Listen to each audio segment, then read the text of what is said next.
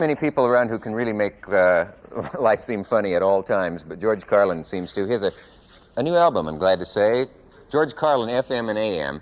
But rather than play this for you, I thought it would be better to bring him out here on the stage and let him do that himself. Here is the very funny Mr. George Carlin.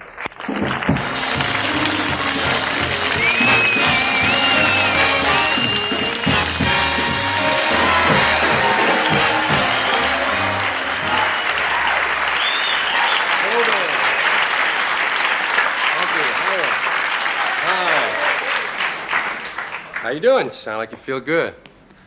I'm in a new place here. I have to take a moment. You know, I've never stood here before. I just wanted to get used to it for a moment. It's nice and small and intimate. How are you anyway? On a different talk show, a host asked me, well, I don't mean at night necessarily. There are lots of them, and some of them are local, and there are many, many. The question is usually goes something like this. What do you think about the dope problem?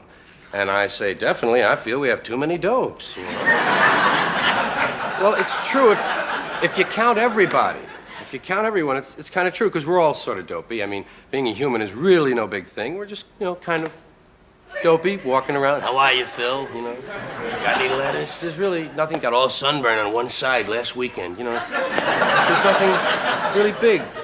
And that's why there's this drug problem. That they call it this drug problem because we're just folks, and all these drugs are available.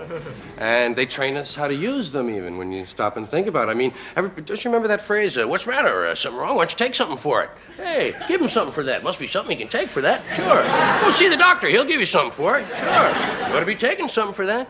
You get used to that. They even make it easier to get started with a little orange flavoring in those little tablets for you when you're young. Little orange. Don't like your head? Too orange in the mouth. Yes, there'll be other colors later on. And that's the other thing is you don't have to go to the drug company to get it. You go to the local connection, the drugstore. Where'd you hear about the drug problem? Well, a couple of people in the drugstore were talking about it. You mean they have retail stores for this thing they're afraid of? Oh, yeah, man. Every 3 or 4 blocks, big sign. Drugs. Hangs perpendicular to the building. You can see it down the block and around the corner. Drugs. Open all night. Drugs. We deliver drugs. Cut rate drugs. It's the biggest word on the sign. Cosmetics. Fountain. Sundries. Drugs. Yeah, if a junkie came here from Mars, he'd really feel okay. I'm living near the drugstore. But it's true that almost everybody has some kind of thing they rely on. I mean, even if it's only something you buy at the grocery store, there are things that, what I mean, let's start right at the beginning, George. The coffee freak. That's part of the drug scene, caffeine. It's a habit-forming stimulant. Nobody ever bothers about it that much, but there it is, that little lift. Mrs. Olson never mentions that little lift because probably she's mainlining freeze-dried by now.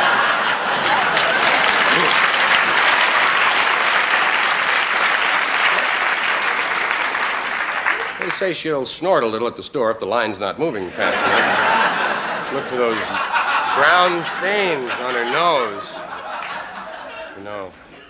But there are coffee freaks, and as I say, it's the low end of the speed spectrum. It might sound a little ridiculous, but you can't really go after alcohol and nicotine. I mean, those are the 2 most used drugs, the most abused drugs, among the most dangerous, and yet they're part of the scene. They support government supports them, they're okay. But the other stuff, down the block, Phil's kid, they're try to isolate groups. I say, talk about it all. The coffee freak in the office, you see him near the urn.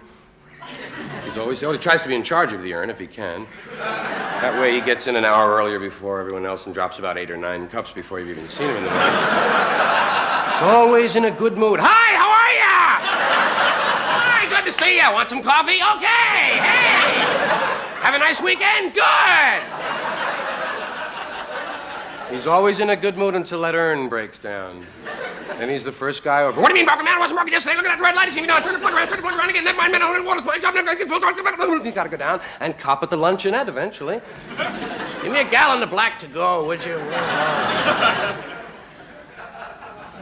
Yeah, and speed is such a wrong word, really, because speed applies to more dangerous things. But things that kept you awake used to have more friendly names. Benzodrine was called Benny's. That sounds like your cousin, Benny. There's a great mystique about Benny's. Yeah, a guy in college took 100 of them and drove to Africa, learned everything in one night, man. Mom found a little speed in those diet pills. She found they did a little more than help her diet. Made her grind her teeth and feel keen. Kept her on the phone a lot, too. Hi, Marge, how are you? Well, anyways. Where you going, Mom? Shopping at midnight? Well, they're open. Never mind. See you later, man. She doesn't even wait for the bus anymore. She's walking to town now. And the football player.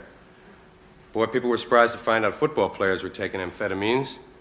And when being up for the game used to be a kind of an emotional process. Now, man, hey, you up for the game? Been up all week, man.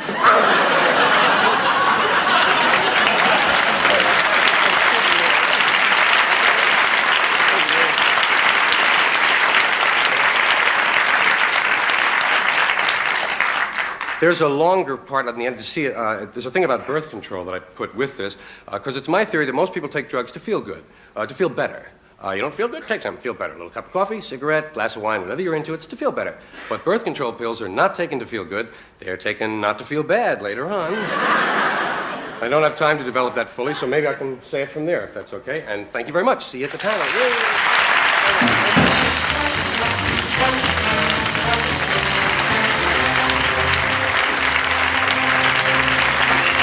Message from our local stations. We'll be back.